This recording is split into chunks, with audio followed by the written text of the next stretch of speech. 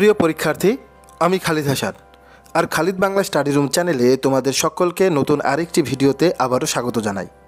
আজকে আমাদের আলোচ্য বিষয় বাংলা সাহিত্যের প্রথম কাহিনী কাব্য বড়ুচণ্ডীদাস রচিত শ্রীকৃষ্ণ কীর্তন কাব্যটির গুরুত্বপূর্ণ তথ্যাদি। তোমাদের দেওয়া কথা মতো সাহিত্যের ইতিহাস থেকে আরও একটি গুরুত্বপূর্ণ টপিক নিয়ে হাজির হয়েছি। আমি কথা দিলাম, সাহিত্যের ইতিহাসের এই ভিডিওটি যদি সম্পূর্ণ দেখো তাহলে শ্রীকৃষ্ণ কীর্তন কাব্য থেকে পরীক্ষায় যাই প্রশ্ন আসুক না কেন তোমরা তা পারবেই। তাই আরেকটা তথ্যবহুল ভিডিও শুরু করার আগে তোমাদের কাছে একটাই রিকোয়েস্ট, চ্যানেলে যারা নতুন তাদের এখনই সাবস্ক্রাইব করতে বলছি না, ভিডিওটি সম্পূর্ণ দেখো। যদি মনে হয় ভিডিওটি তোমাদের অনেক নতুন তথ্য জানতে সাহায্য করেছে তবেই সাবস্ক্রাইব করে দেবে। আর যারা অলরেডি সাবস্ক্রাইব করেছো তাদের অসংখ্য ধন্যবাদ। আর হ্যাঁ, গত চর্যাপদের ভিডিওতে তোমাদের দুটি প্রশ্ন আমি দিয়েছিলাম, সেগুলোর উত্তরটা আমি প্রথমে জানিয়ে দিই। প্রশ্ন দুটো ছিল হরপ্রসাদ শাস্ত্রীর প্রকৃত নাম কি, আর আরেকটি ছিল চর্যাপদের প্রাচীনতম কবি কাকে বলা হয়। হরপ্রসাদ শাস্ত্রীর প্রকৃত নাম হরপ্রসাদ ভট্টাচার্য। তোমরা অনেকেই কমেন্টে এটা লিখেছো। হরপ্রসাদ ভট্টাচার্য হবে, কিন্তু সঠিক নয়, সঠিকটা হবে শরৎনাথ ভট্টাচার্য। আর চর্যার প্রাচীনতম কবি তোমরা অনেকেই বলেছ লুইপা, এটাও কিন্তু সঠিক নয়। লুইপা হচ্ছে আদি কবি, মানে চর্যার প্রথম পদটি তার, তাই সে হলো প্রথম কবি। তবে প্রাচীনতম কবি বলা হয় সরহপাকে, কারণ তিনি চর্যাপদের সকল কবিদের মধ্যে বয়সে বড় ছিলেন, মানে বয়োজ্যেষ্ঠ ছিলেন তিনি, তাই তাকে প্রাচীনতম কবি বলা হয়। তো চলো আর কথা না বাড়িয়ে আজকের যে মূল ভিডিও সেই ভিডিওটি শুরু করি। চর্যাপদ যেমন প্রাচীন যুগের প্রথম ও একমাত্র সাহিত্যিক নিদর্শন, তেমনি মধ্যযুগের প্রথম সাহিত্যিক নিদর্শন হলো বড়ুচণ্ডীদাসের শ্রীকৃষ্ণ কীর্তন। প্রাগাধুনিক বাংলা সাহিত্যের দিকে তাকালে আমরা দেখি সেখানে পৌরাণিক সংস্কৃতিরই জয় জয়কার। শ্রীকৃষ্ণ কীর্তন কাব্যও এর ব্যতিক্রম নয়। এর বিষয় ভাগবতীয় কৃষ্ণের জীবন, কৃষ্ণকথা শাশ্বত ভারতের এক চিরায়ত কাব্যকথা। তাই বড়ুচণ্ডীদাস এই রকম জনপ্রিয় বিষয়কেই কাব্যের বিষয় হিসেবে নির্বাচন করেছিলেন। মধ্যযুগের বাংলা ভাষার আদি নিদর্শন হিসেবে এই গ্রন্থের একটা ঐতিহাসিক মর্যাদা সর্বজন স্বীকৃত। বলা যায় শ্রীকৃষ্ণ কীর্তন কাব্য বাঙালি রচিত প্রথম কাব্য এবং বাংলা সাহিত্যের প্রথম কাহিনী কাব্য। ষোড়শ শতাব্দীতে বা তার আগে বৈষ্ণব সাহিত্যের যে প্রসার, তার প্রথম অঙ্কুর কিন্তু এই শ্রীকৃষ্ণ কীর্তন কাব্য থেকেই। শ্রীকৃষ্ণ কীর্তন কাব্যের আলোচনা প্রসঙ্গে প্রথমেই আমরা যেটা জানব সেটা হচ্ছে কাব্যটির রচনাকাল। প্রাচীন যুগের একমাত্র নিদর্শন চর্যাপদ রচিত হবার পর প্রায় 2 শতাব্দীতে ত্রয়োদশ ও চতুর্দশ বাংলা সাহিত্যের কোনো নিদর্শন পাওয়া যায়নি। তাই এই 2 শতাব্দীকে বাংলা সাহিত্যের ইতিহাসে বন্ধ্যা যুগ, অন্ধকারাচ্ছন্ন যুগ কিংবা মৎস্যান্যায়ের যুগ বলেও অভিহিত করা হয়। এর অন্যতম কারণ তুর্কি বিজয়। এই সময়ে বহিরাগত তুর্কি আক্রমণে চরম অরাজকতা ও বিশৃঙ্খলতার অবস্থা সৃষ্টি হয়। তাই এই পর্যায়ে সাহিত্য সংস্কৃতির সৃজনশীলতা একেবারে বন্ধ হয়ে গিয়েছিল বলেই অনুমান করা হয়। আনুমানিক 1202 খ্রিস্টাব্দে তুর্কি সেনাপতি ইখতিয়ার উদ্দিন বীর বখতিয়ার খলজি মাত্র 17 থেকে 18 জন অশ্বারোহী সৈন্য নিয়ে অতর্কিতে লক্ষণ সেনের রাজধানী নবদ্বীপ আক্রমণ করেন। বাংলাদেশের ইতিহাসে প্রত্যক্ষভাবে বিদেশি আক্রমণ এই প্রথম। অল্প সময়ের মধ্যেই গোটা বাংলায় তুর্কি শাসন শুরু হয়ে যায় আর চলে ইসলাম ধর্ম প্রচারের একটা সময়কাল। সেই সময় অবস্থা এতটাই অরাজকতার মধ্যে ছিল যে কোনো সাহিত্যিক নিদর্শন সেই সময় পাওয়া যাচ্ছে না। কিন্তু পরবর্তীকালে শামসুদ্দিন ইলিয়াস শাহ যখন সিংহাসন দখল করলেন তখন কিন্তু বাংলার সুদিন আস্তে আস্তে শুরু হতে লাগলো। মানে 1202 থেকে 1342 পর্যন্ত একটা অরাজকতার মধ্য দিয়ে আমাদের গোটা বাংলা যাচ্ছিল। 1343-এর পর থেকে অবস্থাটা একটু শিথিল হতে থাকে এবং অল্প বিস্তার লেখাও শুরু হতে থাকে। তো অনুমান করা হয় এই 1343 থেকে 1500 খ্রিস্টাব্দের মধ্যেই এই শ্রীকৃষ্ণ কীর্তন কাব্যটি বড়ুচণ্ডীদাস রচনা করেছিলেন।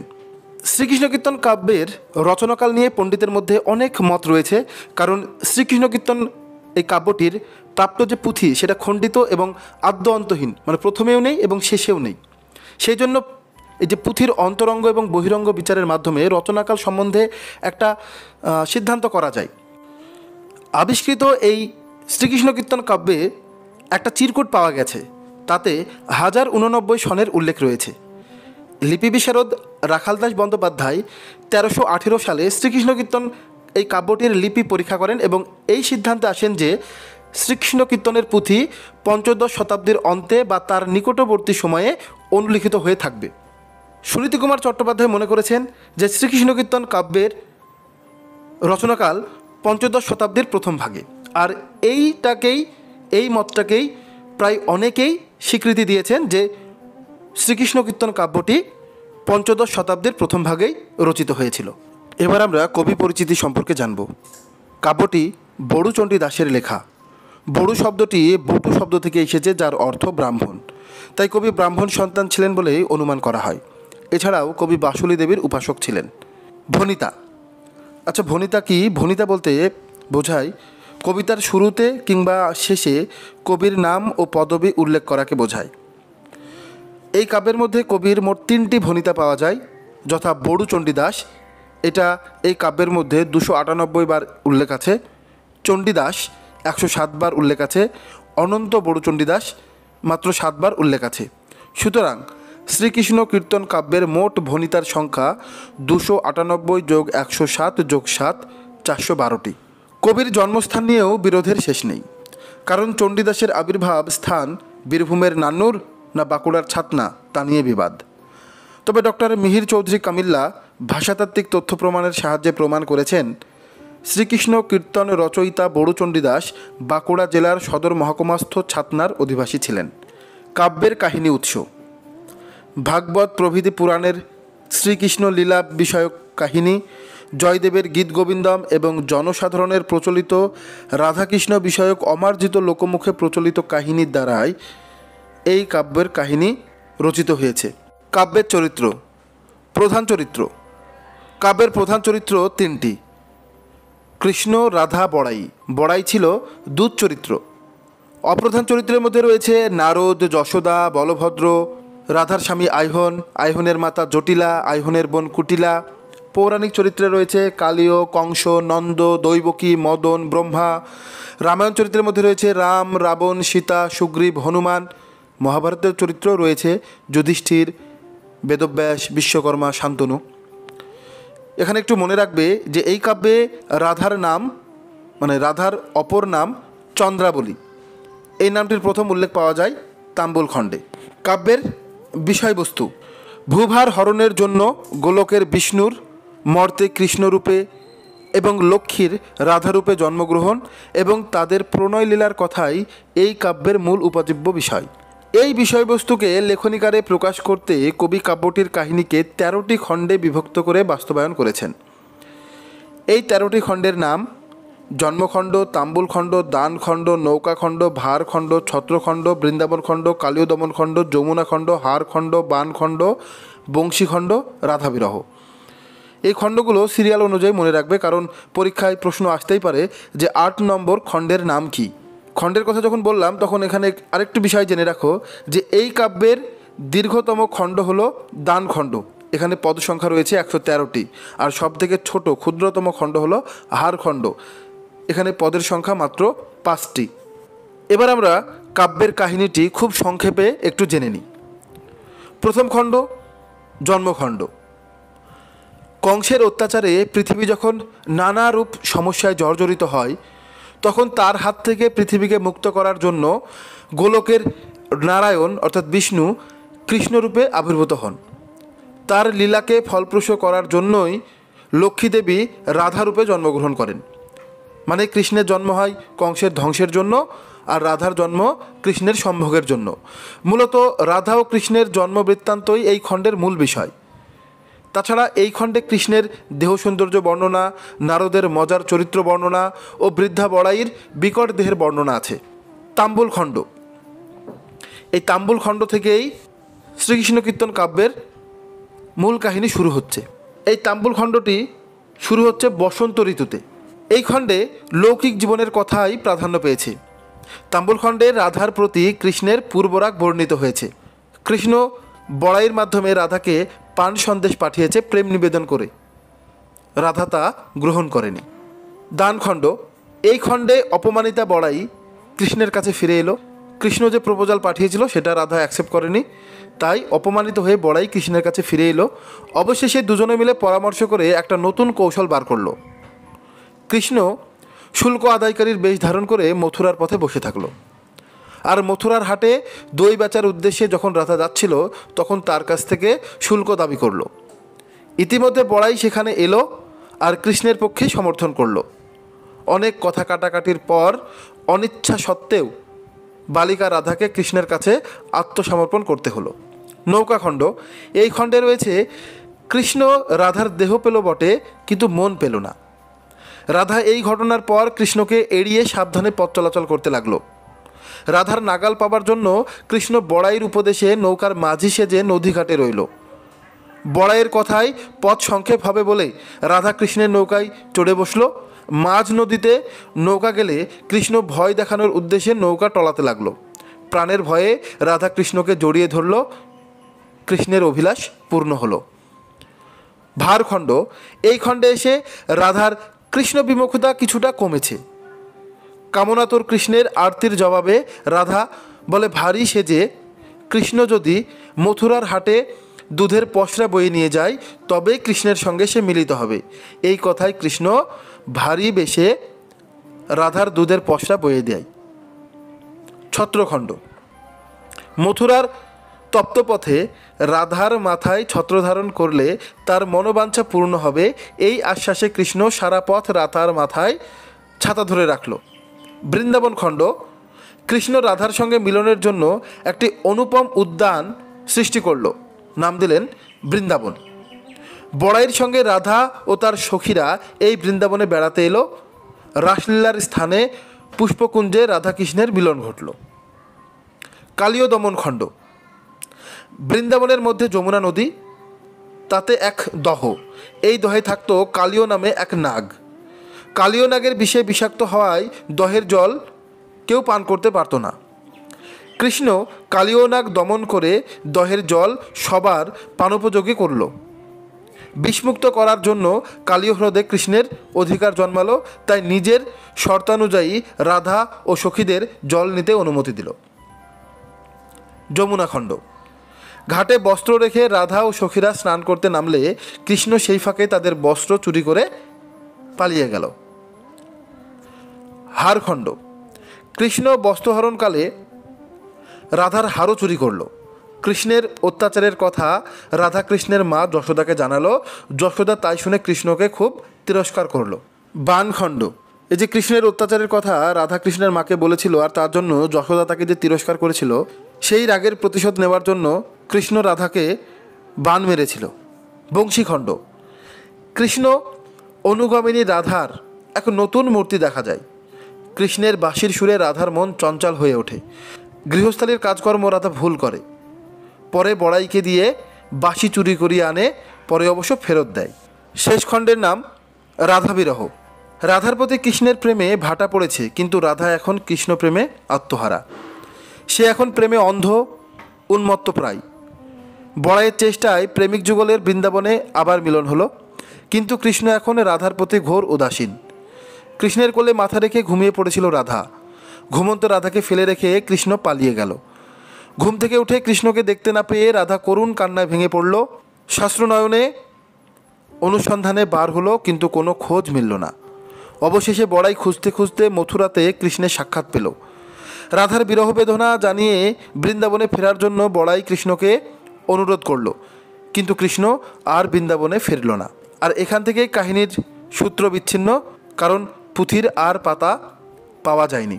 রাধা বিরহ অংশটি সূচনা হয়েছিল বসন্ত ঋতুতে আর শেষ হয়েছে শরৎ ঋতুতে। অর্থাৎ শ্রীকৃষ্ণ কীর্তন কাব্য শুরু হচ্ছে বসন্ত ঋতুতে, মানে তাম্বুলখণ্ড, আর শেষ হচ্ছে শরৎ ঋতুতে। এই বিষয়টা একটু মনে রাখবে। এবার আমরা কাব্যটির আবিষ্কার সম্পর্কে জানব। 1316 বঙ্গাব্দে অর্থাৎ 1909 খ্রিস্টাব্দে গবেষক শ্রী বসন্তরঞ্জন রায় বিদ্যুৎ বল্লভ বাঁকুড়া জেলার বিষ্ণুপুর মহাকুমার কাকিল্লা গ্রামের দেবেন্দ্রনাথ মুখোপাধ্যায়ের গোয়ালঘরের মাচা থেকে গ্রন্থটি আবিষ্কার করেন। বসন্তরঞ্জন রায় বিদ্যুৎ বল্লভ কে ছিলেন? তিনি ছিলেন কলকাতা বিশ্ববিদ্যালয়ের বাংলা বিভাগের অধ্যাপক এবং পুঁথিশালার অধ্যক্ষ। স্যার আশুতোষ মুখোপাধ্যায় তাকে অধ্যাপক মনোনীত করেছিলেন। 1919 থেকে 1932 খ্রিস্টাব্দ পর্যন্ত তিনি কলকাতা বিশ্ববিদ্যালয়ে অধ্যাপনা করেন। তোমাদের কাছে একটা প্রশ্ন, বসন্তরঞ্জন রায় তার এই বিদ্যুৎ বল্লভ উপাধিটি কোথা থেকে পেয়েছিলেন? এই দেবেন্দ্রনাথ মুখোপাধ্যায় কে ছিলেন যে তার ঘরের গোয়াল ঘরের মাচা থেকে এই পুঁথিটি পাওয়া গেল? তিনি ছিলেন শ্রীনিবাস আচার্যের দহিত্রের বংশধর। দহিত্র মানে মেয়ের মেয়ে বা নাতনির বংশধর। তো এই আচার্য শ্রীনিবাস তিনিই বা কে? তিনি ছিলেন একজন বিখ্যাত বৈষ্ণব গুরু।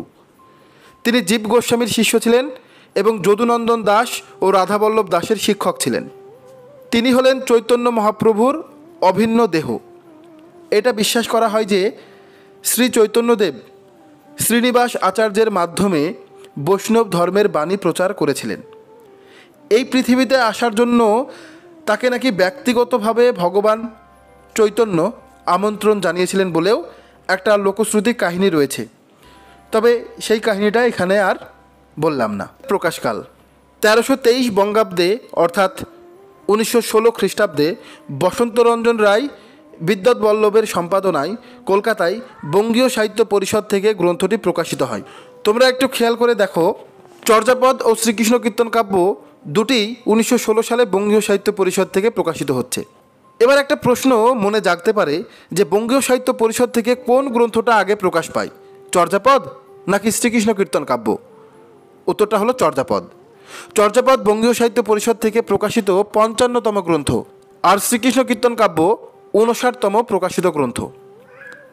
শ্রীকৃষ্ণ কীর্তন কাব্যটি গ্রন্থাগারে প্রকাশের পূর্বে বসন্তরঞ্জন 1318 সালের সাহিত্য পরিষদ পত্রিকার দ্বিতীয় সংখ্যায় ওই কাব্যের সংক্ষিপ্ত পরিচয় দিয়ে পাঠকদের দৃষ্টি আকর্ষণ করেছিলেন। এই কাব্যের প্রচ্ছদে নাম আছে শ্রীকৃষ্ণ কীর্তন এবং প্রচ্ছদের ভেতরের পৃষ্ঠায় নাম লেখা আছে শ্রীকৃষ্ণ কীর্তন মহাকবি চণ্ডীদাস বিরচিত।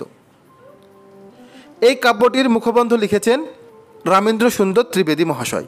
শ্রীকৃষ্ণ কীর্তন কাব্যের নামকরণ। শ্রীকৃষ্ণ কীর্তন নামটি আবিষ্কারক বসন্তরঞ্জন রায়ের দেওয়া। তবে এই নামটি নিয়ে অনেকেই মতবিরোধ করেছেন, কারণ শ্রীকৃষ্ণ কীর্তন কাব্যের মধ্যে একটা চিরকুট পাওয়া যায়, আর সেই চিরকুটে শ্রীকৃষ্ণ সন্দর্ভ বলে লেখা আছে। তাই এই কাব্যের অনেকেই অনেক রকম নামকরণ করেছে। আমরা অল্প বিস্তার একটু জেনে নিই। এই কাব্যের নাম রাধাকৃষ্ণের ধামালি বলেছেন বিমান বিহারী মজুমদার। শ্রীকৃষ্ণ সন্দর্ভ মানে যেহেতু এটা চিরকুটে পাওয়া গেছিল, সেই নামে সমর্থন করেছেন ডক্টর মুহাম্মদ শহীদুল্লাহ, বিজন বিহারী ভট্টাচার্য, ডক্টর অসিত কুমার বন্দ্যোপাধ্যায়, ডক্টর অমিত্রসূদন ভট্টাচার্য। এরা বলেছে যে শ্রীকৃষ্ণ সন্দর্ভ এই কাব্যটির নাম। ডক্টর সুকুমার সেন আবার বলেছেন নাটগীতি পাঞ্চালিকা। রাধা সর্বস্ব নামটি দিয়েছেন শঙ্করী প্রসাদ বসু। শ্রীকৃষ্ণ কীর্তন বসন্তরঞ্জন রায় দিয়েছেন। শ্রীকৃষ্ণ পুরাণ রমেশ বসু। শ্রীকৃষ্ণ মঙ্গল নলিনীনাথ দাশগুপ্ত। কৃষ্ণ কীর্তন বলেছেন ডক্টর সত্যব্রত দে। এবার আমরা জানব পুঁথি পরিচয়। পুঁথিটি প্রাচীন বাংলায় তুলট কাগজে লেখা। পুঁথিটি 13.1 ইঞ্চি লম্বা আর 3.3 ইঞ্চি চওড়া। তোমরা ছবিতে দেখতে পাচ্ছ এই যে মাঝখানে ফাঁকা জায়গাটা, এই ফাঁকা জায়গাটা মানে এখানে ফুটো করা আছে এবং দড়ির সাহায্যে এটা মালার মতন করে পরপর ভাঁজ করে রাখা হতো। পুঁথিটি আদ্য অন্ত খণ্ডিত। পুঁথির প্রথম দুটি পাতা পাওয়া যায়নি, তাই গ্রন্থের নাম, রচনাকাল, পুঁথি নকলের সাল, তারিখ কিছুই জানা যায়নি। ভেতরের কয়েকটি পৃষ্ঠাও হারিয়ে গিয়েছে বা নষ্ট হয়ে গিয়েছে। রচনাকারের ভণিতা ছাড়া তার সম্বন্ধে আর কোনো পরিচয় পুঁথিতে নেই। পুঁথির মধ্যে যে চিরকুটটি পাওয়া যায় তাতে বোঝা যায় পুঁথিটি 1682 খ্রিস্টাব্দে বনবিষ্ণুপুরের রাজগ্রন্থাগারে ছিল। এই পাণ্ডুলিপির মোট পাতার সংখ্যা 226, অর্থাৎ মোট 452টি পৃষ্ঠা। এর মধ্যে 45 পৃষ্ঠা পাওয়া যায়নি। প্রতিটি পৃষ্ঠায় সাধারণত 7টি করে লাইন আছে, তবে 3 থেকে 15 পর্যন্ত এই 13টি পৃষ্ঠায় 8টি করে লাইন আছে। এবার আমরা জানব পদ সংখ্যা। কাব্যের পদ সংখ্যা নিয়েও সমালোচকদের মধ্যে বিতর্ক রয়েছে। অমৃতসূদন ভট্টাচার্যের মতে পদ সংখ্যা হচ্ছে 418টি।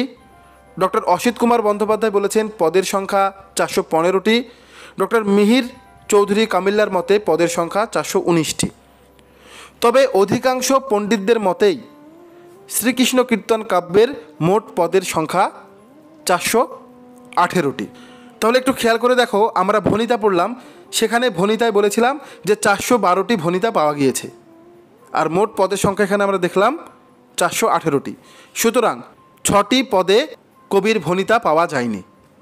এটা একটু জেনে রাখবে, প্রশ্ন দিতে পারে যে কটি পদে কবির ভণিতা নেই, তাহলে 6টি পদে। এই কাব্যে মোট সংস্কৃত শ্লোকের সংখ্যা 161টি। রাগরাগিনী, এই কাব্যে মোট 32টি রাগরাগিনীর উল্লেখ আছে। সর্বাধিক ব্যবহৃত রাগের নাম পাহাড়িয়া, এটি কাব্যের মধ্যে 57টি পদে ব্যবহৃত হয়েছে। পটমঞ্জরি, ভৈরবী, গুজ্জরী এই রাগরাগিনীগুলো চর্যাপদেও ব্যবহৃত হয়েছে। এই কাব্যটি মূলত পয়ার ও ত্রিপদী ছন্দে রচিত। আমাদের জন্য আরেকটা প্রশ্ন, চর্যাপদের পুঁথিটি বাংলায় লেখা হলেও তা নেপালে পাওয়া যাওয়ার পেছনে কারণ ছিল। তুর্কি আক্রমণের ফলে অরাজকতার পরিস্থিতি থেকে নিজেদের বাঁচানোর জন্য বৌদ্ধ সহজিয়াপন্থীরা তাদের মূল যে বাসস্থান নেপাল সেখানে পালিয়ে গিয়েছিলেন বলেই সেখান থেকে পুঁথিটি পাওয়া গিয়েছিল।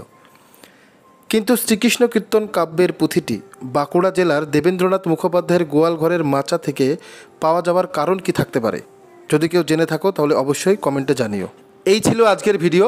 আমি যতটা পেরেছি শ্রীকৃষ্ণ কীর্তন কাব্য থেকে প্রতিটা বিষয়েই আলোচনা করার চেষ্টা করেছি। ভিডিওটি তোমাদের কেমন লাগলো অবশ্যই কিন্তু কমেন্ট করে জানিও। আর ভিডিওটি সম্পূর্ণ দেখার জন্য তোমাদের অসংখ্য ধন্যবাদ। কথা হচ্ছে পরবর্তী কোনো একটি ভিডিওতে। ততক্ষণ পড়তে থাকো, পড়াশোনার মধ্যে থাকো। ধন্যবাদ।